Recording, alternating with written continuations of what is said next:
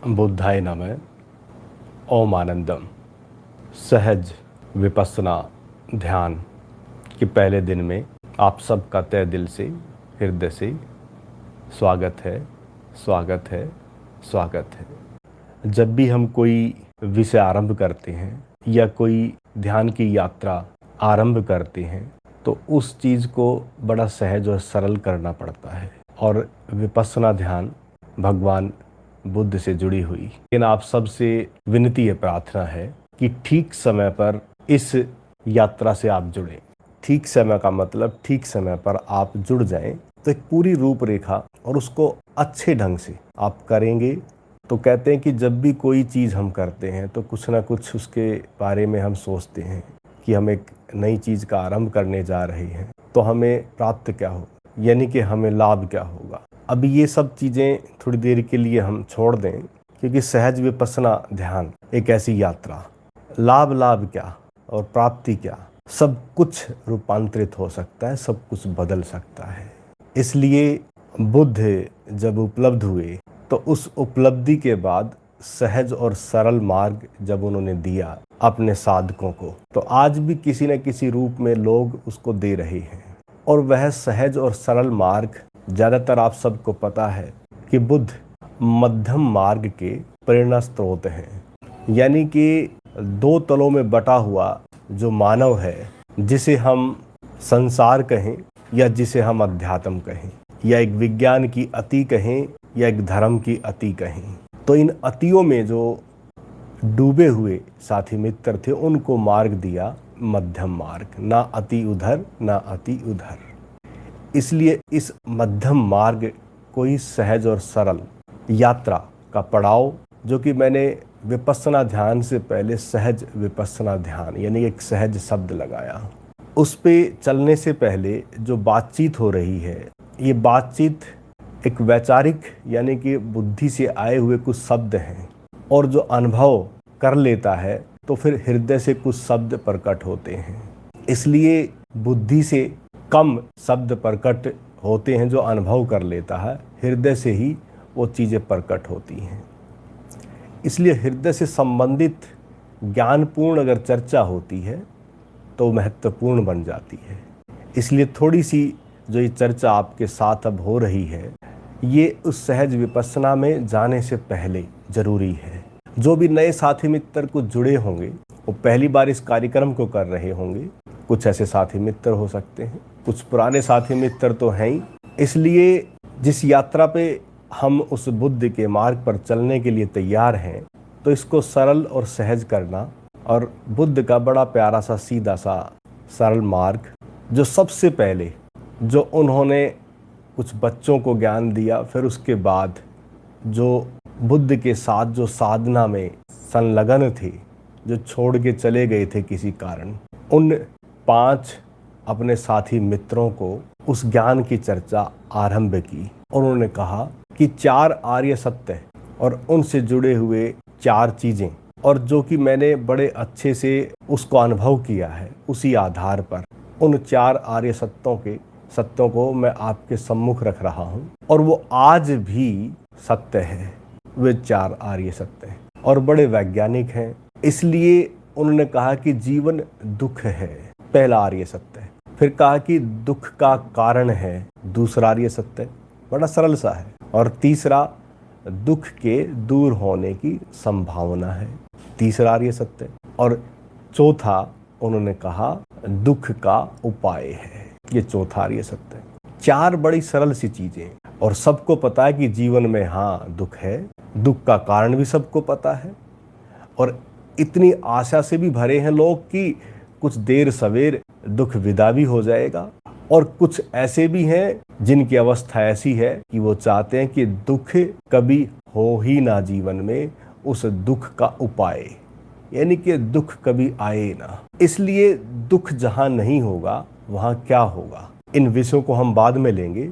लेकिन ये सरल से 4 आर्य सत्य बुद्ध ने अपने साथी मित्रों को कहे, और उन्होंने कहा कि दुख का उपाय के भी जो है बड़े सरल सी कुछ यात्रा है। और वो सरल सी यात्रा आप सबको मैंने पहले भी उनकी तरफ इशारा किया है, और दुख उपाय का मार्ग उन्होंने बताया अष्टांग मार्ग, और वो अष्टांग मार्ग भी बड़ा सीधा सा है। सबसे पहले नंबर पर सम्यक दृष्टि, फिर दूसरा सम्यक जागृति, तीसरा सम्यक समृद्धि, चौथा सम्यक कर्म, फिर सम्यक आजीविका, सम्यक वाणी, सम्यक संकल्प और सम्यक व्यायाम और सम्यक समाधि। ये दुख का उपाय किससे मिलेगा? अष्टांग जो मार्ग है बुद्ध का। अब जो बुद्ध का जो अष्टांग मार्ग है, अभी हम इस अष्टांग मार्ग की अभी चर्चा नहीं करेंगे।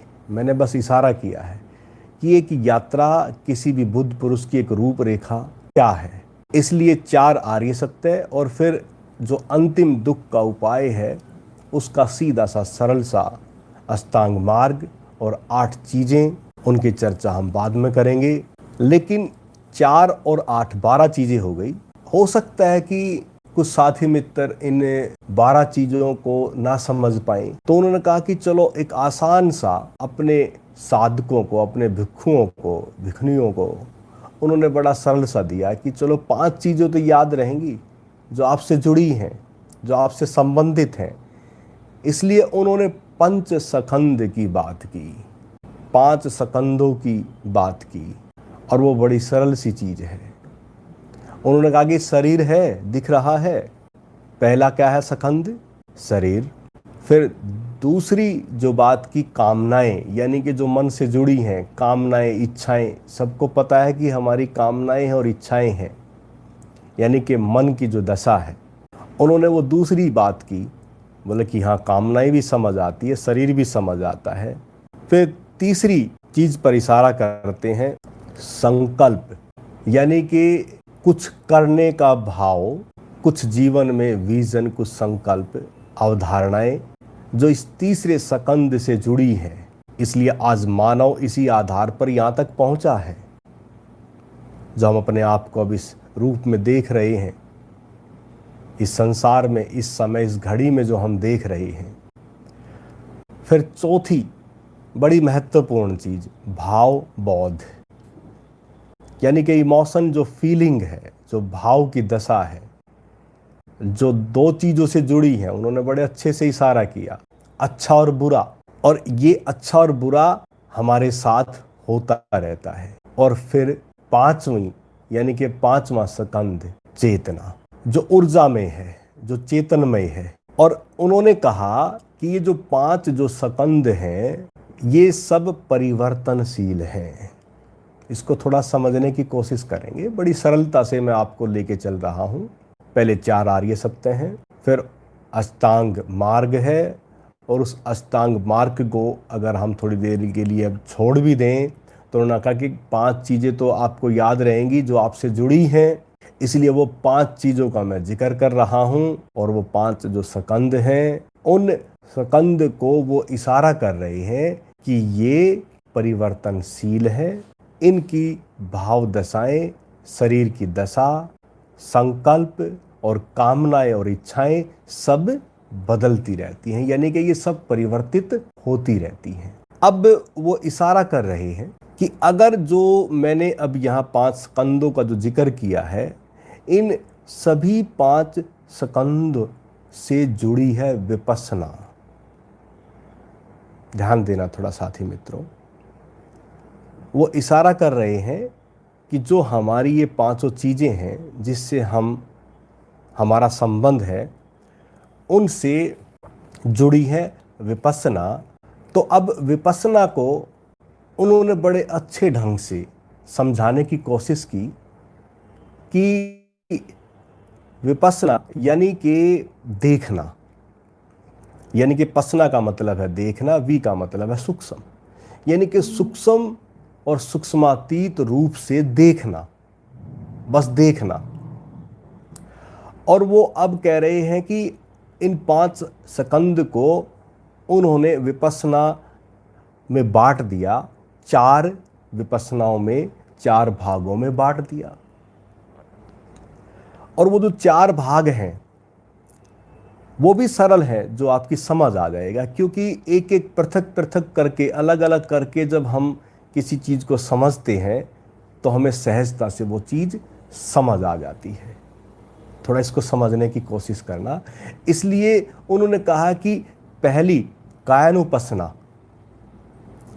यानी कि जो शरीर से जुड़ी है, जिसका भी मैंने जिक्र भी किया है,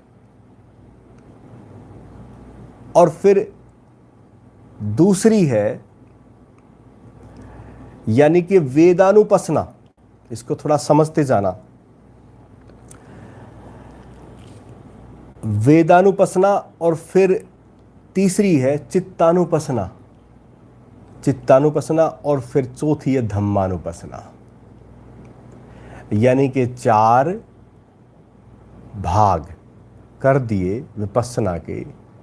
शरीर से जुड़ा है एक हिस्सा, दूसरा हिस्सा हमारी जो है भाव दशा से जुड़ा है, तीसरा हमारे और सूक्ष्मातीत कुछ हिस्से हैं, समर्तियाँ हैं, उनसे जुड़ा है, और फिर धम्मानुपसना जो एक धम्म का मतलब एक नियम के तहत जो प्रकृति है उस हिस्से से जुड़ी है विपස්සना। इसलिए 4 विपස්සनाओं का पृथक पृथक रूप से वो जिक्र करते हैं अपने साधकों को। आज मैं जिक्र कर रहा हूं आप सभी के लिए।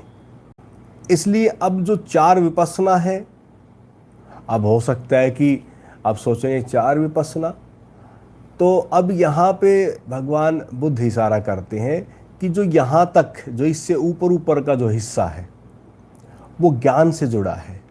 ध्यान देना, वो किस चीज़ से जुड़ा है? ज्ञान विषय से जुड़ा है।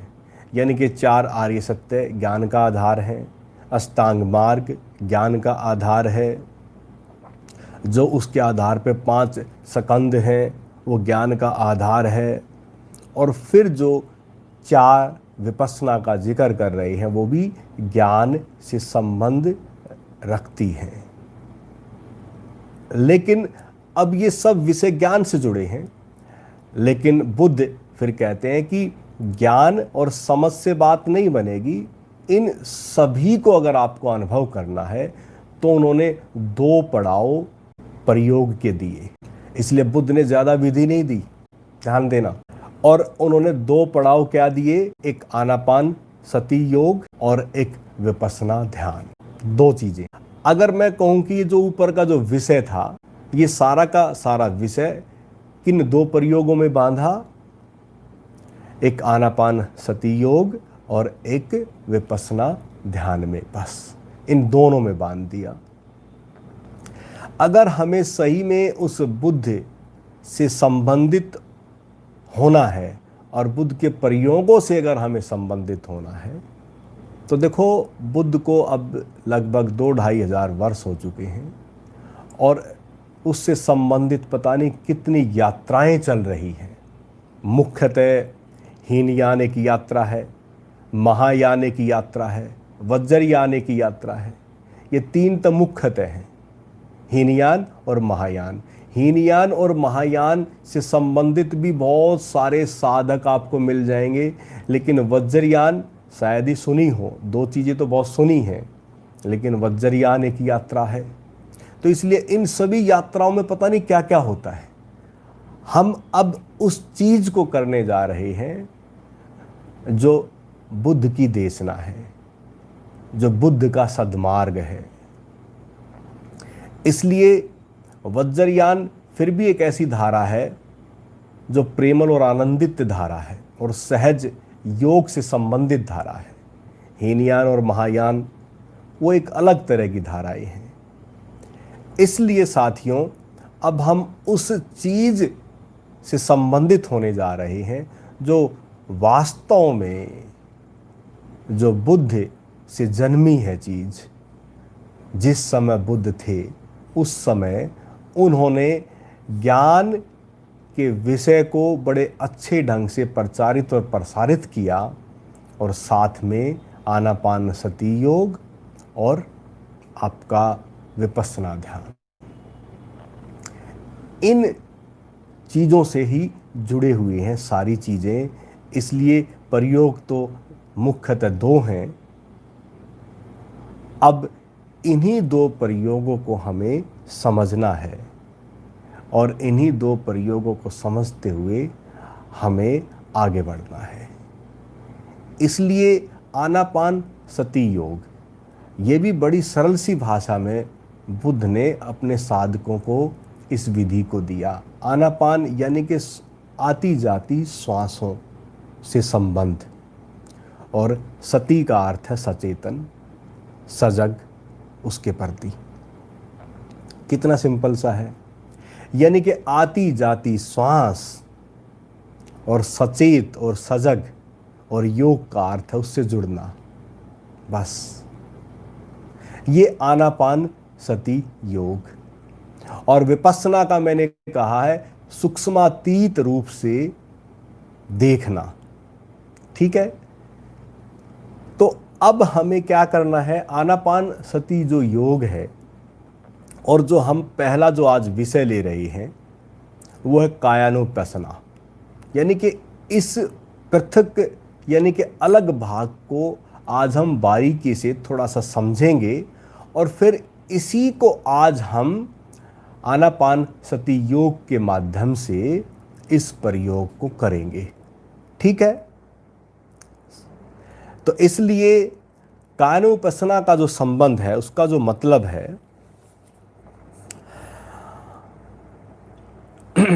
अपने शरीर में हो रहे बदलावों को दृष्टा भाव से देखना कायानुपसना कहलाती है।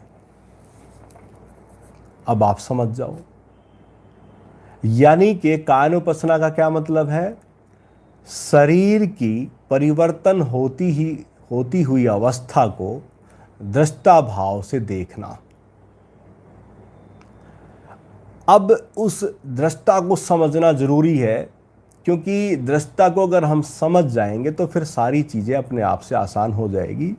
वैसे जो पुराने साथी मित्र हैं उनको पहले इन चीज़ों को बहुत अच्छे से समझाया है, लेकिन फिर भी कुछ नए साथी मित्र हैं तो वो सरलता से इस चीज़ को समझ जाएं।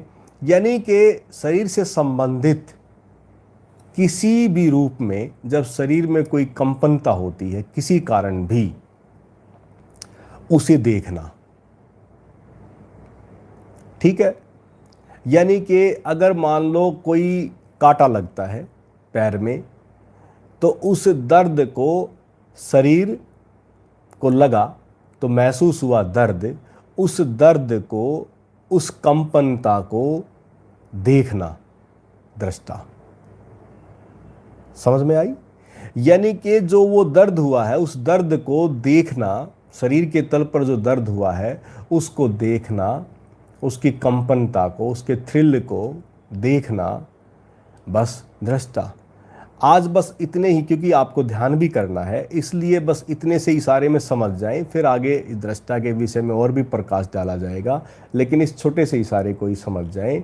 इसलिए उस अवस्था को देखना, तो फिर आप अपने आप समझ जाएंगे कि इसके भी 5 भाग हैं। शरीर की 4 मुद्राएं जो महत्वपूर्ण हैं, आप देखें, एक तो शरीर के साथ चलना होता है, एक बैठना होता है, एक लेटना होता है, एक खड़े होना होता है। ये 4 मुद्राएं हैं शरीर की। अब लेटने के प्रति सचेत हो जाएं, खड़े होने के प्रति सचेत हो जाएं, चलने के प्रति सचेत हो जाएं। इसलिए चलत ध्यान महात्मा बुद्ध बहुत करते थे, चक्करमण ध्यान बहुत करते थे महात्मा बुद्ध। यानी कि वो शरीर की चलती हुई भाव दशाओं को देखना, चलते वक्त, सोते वक्त अपने आप को देखना, बैठे हैं तो देखना। इस चीज़ को अब समझते जाना। ठीक है, ये तो 4 मुद्राएं हैं जो शरीर से संबंधित हैं। उन सब के प्रति आपको क्या होना है, सचेत व सजग होना है। कायानुपसना का संबंध अब आप समझ जाएंगे। यानी कि पृथक भाग कर दिया, शरीर के तल पर ही आए हैं तो शरीर के प्रति ही हमें अभी सचेत व सजग होना है। दूसरा है शारीरिक क्रियाओं के प्रति जागना, जैसे आगे पीछे होना, देखना,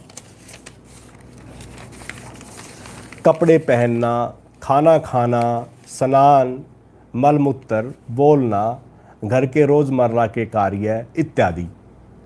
अब ये सब शरीर ही तो कर रहा है, इसको थोड़ा समझना। लेकिन उन सभी कार्यों के प्रति आपको क्या होना है? सजग व सचेत रहना है, उनके प्रति जागे रहना है। ऑफिस का कोई कार्य है, बिजनेस का कोई कार्य है, किसी जॉब में आप हैं या जहां भी आप हैं, शरीर के प्रति आपको क्या रहना है? सचेत व सजग रहना है। फिर तीसरी जो शरीर से जुड़ी हुई है हिस्सा, शरीर के अंगों के प्रति जागना। अब धीरे धीरे हम आनापान सति योग जब करेंगे तो उन धीरे धीरे जब उस विपස්සना सूक्ष्मातीत हिस्से से जब जुड़ेंगे तो तब आप उन अंगों को देख सकेंगे, जैसे बालों को, दांतों को, स्नायु तंत्र को, अस्थियों को, आंतरिक अंगों को, तरल पदार्थ हैं जो बॉडी में, जो रसायन द्रव हैं, जो नसों में खून दौड़ रहा है, आंतड़ियों को, लार और पसीने इत्यादि के प्रति सचेत होना। कायनोपासना यानी कि शरीर से जुड़ा हुआ पूरा का पूरा ध्यान, उसको अति बारीक रूप से उसको देखना। ठीक है, आप सब समझदार हैं, समझते जाएंगे। इसलिए बुद्ध जो है आपको अपने स्वयं से जोड़ने की बात कर रहे हैं, आपको अपने आप से जुड़ना है, और इसमें सहयोगी है आपका शरीर। अब चौथी, जो शरीर के महातत्व के प्रति सचेत होना। अब शरीर के महातत्व क्या? आप सबको पता 5 तत्व हैं, पृथ्वी है, जल है, वायु है, अग्नि है और आकाश है। इनसे शरीर को जब तक देखें जब तक अस्थियां राख ना बन जाएं। ये बड़ी महत्वपूर्ण बात है। आपको कब तक सचेत रहना है, कब तक सजग रहना है? यानी कि जो 5 तत्वों से ये जो जुड़ा हुआ शरीर है, अब यहाँ बुद्ध बड़ा प्रीतिकर इशारा कर रहे हैं कि 5 तत्वों से जुड़ा जो ये शरीर है, जब ये शरीर नहीं रहता, यानी कि जो प्रकट रूप, जो दिखने वाला हिस्सा जब नहीं रहता, तो क्या होता है? जल जल में मिल जाता है, मिट्टी मिट्टी में मिल जाती है, पानी पानी में मिल जाता है, अग्नि अग्नि में मिल जाती है, आकाश आकाश में मिल जाता है। यानी कि जो इकट्ठा हुआ था अब वो बस दिख नहीं रहा, अप्रकट हो गया। प्रकट और अप्रकट शरीर के तल पर ध्यान देना, अब बड़ा महत्वपूर्ण इशारा है। यानी कि पहले ही हिस्से में मैंने कहा था कि सब परिवर्तनशील है, जो 5 स्कंध हैं वो क्या है? सब परिवर्तनशील है। तो यहाँ अब जो दिखने वाला हिस्सा था वो परिवर्तित हो गया, बदल गया, जहाँ से इकट्ठा हुआ था उसी में लौट गया। लेकिन जैसे जैसे हम आगे बढ़ेंगे तो इस विज्ञान को समझ पाएंगे कि जल के रूप में आप हैं, पृथ्वी के रूप में आप हैं, अग्नि के रूप में आप हैं, आकाश के रूप में आप हैं, वायु के रूप में आप हैं। सब जगह आपकी मौजूदगी है, बस दिख नहीं रही, इतना ही फर्क है। ध्यान देना, बस महत्वपूर्ण जो विषय है। ठीक है, शरीर के तल पे अब बस दिखना नहीं होता, बस इतना ही है। इसलिए मृत्यु का जो शौक होता है, जो लोग मरने से डरते हैं, जो कि मृत्यु कभी नहीं होती, यही बुद्ध यहाँ शरीर के तल पर इशारा कर रही है कि प्रकट था बस अप्रकट में तब्दील हो गया, फिर कभी ना कभी प्रकट हो जाएगा, फिर वो कभी ना कभी 5 स्कंधों से जोड़ होगा आपका, कभी ना कभी फिर आपके 5 तत्वों से जोड़ होगा, फिर कभी ना कभी आपकी सारी भाव दशाएं फिर प्रकट होंगी, फिर वही मन की अवधारणाएं, संकल्प, मन के सब रूप फिर प्रकट होंगे। इसलिए साथियों, मित्रों, अब धीरे धीरे हम आगे बढ़ रहे हैं। और 5वां महत्वपूर्ण, शरीर की सूक्ष्मातीत के प्रति सचेत, यानी कि शरीर का सूक्ष्म हिस्सा है श्वास, श्वास के प्रति सजग, सचेत, जागृत रहना। अंतिम सबसे लास्ट क्या है? इस पूरे शरीर में अति सूक्ष्म हिस्सा क्या है? किससे जुड़े हैं आप? श्वास। श्वास से सूक्ष्म तो कुछ नहीं है। यानी कि श्वास आ रही है और जा रही है। इसलिए उस अति सूक्ष्मातीत हिस्से शरीर के तल पर जो है, उसी से जुड़ के हमें इस आनापान सती योग को करते हुए हम धीरे धीरे विपस्सना ध्यान की ओर बढ़ेंगे। इसलिए आज पहला दिन है। पहले दिन हम कायानुपस्सना को लेंगे और कायानुपस्सना के द्वारा हम आनापानसती योग को करते हुए हम आज अपने इस पूरे शरीर के प्रति सजग होंगे, जो मैंने इशारे कर दिए हैं, सचेत होंगे। इसलिए अब इस समय आपका जो कार्य है वो है ध्यान का, इसलिए उस कार्य के प्रति तो आप सचेत रहेंगे। लेकिन मैंने तो और बहुत सारे शरीर के प्रति इशारे किए हैं जो बुद्ध ने इशारे किए थे कभी, वो आज मैंने इशारे कर दिए। ठीक है, अब समझ लो कि संपूर्ण शरीर की जो व्यवस्था है, उस संपूर्ण शरीर की व्यवस्था के प्रति सचेत अगर आप रहते हैं घर परिवार में जहां आप कार्यरत हैं, तो देखें क्या कभी शरीर के द्वारा कुछ गड़बड़ हो सकती है? फिर क्या कुछ गलत हो सकता है? इसलिए बस इसी इशारे को समझ जाएं कि अगर आप शरीर के प्रति, हर कार्य के प्रति, वो छोटा या बड़ा कुछ नहीं होता, जो भी कार्य आप करते हैं अगर उसके प्रति सचेत व सजग होते हैं, तो फिर देखें कि क्या कभी कोई कार्य आपके द्वारा गलत हो सकता है। बस इससे बड़ा और लाभ क्या होगा